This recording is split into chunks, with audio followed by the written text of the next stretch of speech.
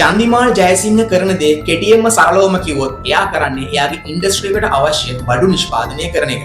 එයාගේ උත්සවයේ නම රාජකීය අවුරුදු උත්සවය. දැන් ඒකට එන්න කියන්නේ කාටද? ලස්සන කොල්ලන්ට කෙල්ලන්ට. ඇයි? ඉගෙන ගත්ත කොල්ලන්ට කෙල්ලන්ට අවුරුදු කුමාරයා කුමාරි වෙන්න බැරිද? නෑ. එයා එහෙම කියන්නේ නෑ. එයා කතා කරන්නේ ලස්සන කොල්ලන්ට කෙල්ලන්ට. එතකොට එයා එන්න කියන්නේ දුප්පත් අසරණ ගම්වල ඉන්න කොල්ලන්ට කෙල්ලන්ට තමයි මේ එන්න කියන්නේ. ඒ කියන්නේ ඉගෙන ගත්ත අයට නෙමෙයි එන්න කියන්නේ. ඒතර දැන් මේගොල්ලෝ කොළඹට ආවා කියලා කියමුකෝ, අවුරුදු උත්සවයට ආවා කියලා කියමුකෝ. ඒතර මේගොල්ලෝ දකින්නේ ඉන්ඩස්ට්‍රි එකට කලින් ආපු සෙට් එක. ඒගොල්ලන්ට මොකද්ද වෙලා තියෙන්නේ කියලා අමුතුවෙන් ඕගොල්ලන්ට කියන්න ඕනේ නෑනේ.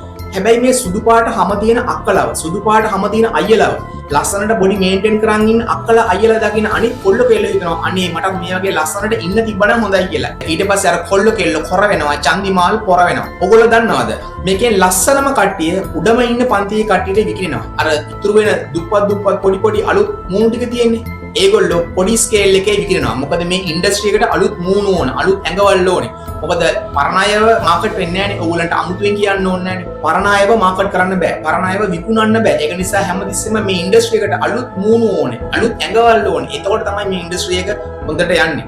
අන්න ඒක කරන්න තමයි ඔය චන්දිමාල් ජයසිංහ සැරසෙන්නේ. ඉතින් ඕගොල්ලොන්ගේ ජීවිත චන්දිමාල් ජයසිංහ ගාවට ඇවිල්ලා විනාශ කරගන්න එපා. මොකද මේ ඉන්ඩස්ට්‍රි එකට ආපු ගොඩක් කට්ටිය පස්සේ පසුතැවෙනවා. අයියෝ මම මේ ඉන්ඩස්ට්‍රි එකට ආවනේ. අයියෝ මට මෙහෙම දෙයක් වුණානේ කියලා. ඒකට හොඳම උදාහරණය තමයි මියා කලිෆා. එතකොට මේ චන්දිමාල් ජයසිංහ අලුත් අවුරුදු ක්‍රීඩා වගේක් ගෙනල්ලා තියෙන්නේ.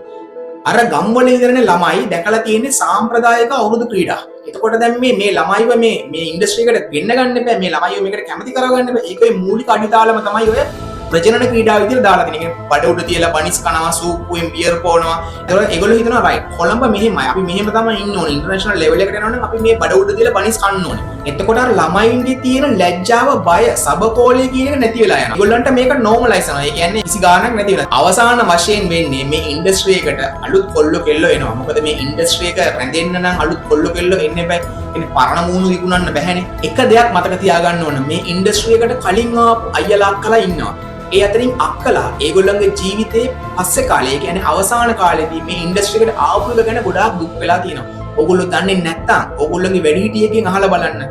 මේ ඉන්ඩස්ට්‍රි එකට කලින්ම ආපු අක්කලාට මොකද වුනේ කියලා. ඒගොල්ලෝ ගොඩාක් දුක් වුණා ඒගොල්ලෝ ගත තීරණය ගැන. ඒගොල්ලෝ කියලා තියෙනවා අපරාධේ මම මේ ඉන්ඩස්ට්‍රි එකට ආවේ කියලා. ඉතින් ඒක නිසා ඕගොල්ලෝ හැමෝම අවුරුදු කුමාරයෝ තමයි.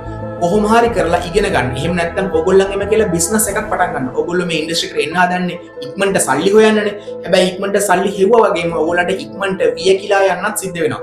අන්න ඒක නිසා ඕගොල්ලෝ හිතන්න ඕගොල්ලන්ගේ ජීවිතේ හරි විදියට ගත කරනවා කියලා. ඒ වගේම ලස්සන ගෑනු ළමයි ඉන්න අම්මලා හිතන්න ඕගොල්ලෝ අමාරුවෙන් හදපු මේ ගෑනු ළමයාව මේ වගේ භයානක ඉන්ඩස්ට්‍රි එකකට එවනවාද කියලා. මොකද මේකට ආවොත් ආයේ හැරවුම් ලක්ෂයක් නැහැ.